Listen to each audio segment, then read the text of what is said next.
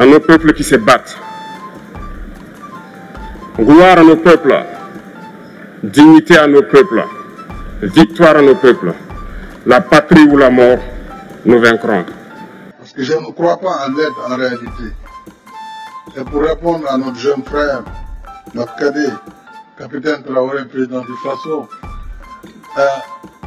l'Afrique, les chefs d'État ne sont pas venus ici pour mendier. Tout comme nous n'allons pas ailleurs pour tendre la main. Nous travaillons pour un plan d'égale dignité entre les peuples. C'est le même discours qu'on tient à Dakar, ici à Saint-Pétersbourg ou à Washington. Donc je pense que le combat de l'Afrique est d'abord un combat pour la dignité. Et ce combat, il transcende les générations. Je suis très heureux, moi, d'être à côté du président Museveni ou du président Denis Sassou Nguesso, qui ont été pour l'un des combattants de la liberté, pour d'autres, des modèles de résilience.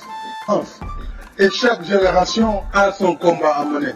Le nôtre, c'est de combattre d'abord le terrorisme qui est en train de gangréner notre continent. Mais aussi, c'est de travailler pour le développement de notre continent. Mais si on y regarde de très près, pourquoi l'Afrique en est à cette situation? C'est justement le point de l'héritage de l'esclavage, de la colonisation qui se poursuit à l'attention de néocolonialisme et à travers l'injustice du système que nous combattons au quotidien. Nous avons demandé la réforme du système des Nations Unies. Nous avons demandé la réforme de la gouvernance mondiale qui aujourd'hui conditionne la vie de nos États. Et quels que soient par ailleurs nos efforts, si ces règles ne sont pas modifiées, eh bien nous n'irons nulle part. C'est pourquoi il est temps dans la solidarité que nous travaillons également à le continent. Puisque les défis sont majeurs, nous avons des micro-États hérités du Congrès de Berlin qui nous empêchent de travailler à l'échelle. Si on ne comprend pas cette situation, on perdra beaucoup de temps sans efficacité. Je crois que la Russie, avec ses capacités en matière d'investissement, peut travailler avec l'Afrique sur ces grands projets régionaux. Et l'Afrique a besoin d'infrastructures de développement. L'Afrique a besoin de chemins de fer. Elle a besoin d'électricité, de barrages. Elle a besoin de la sécurité collective.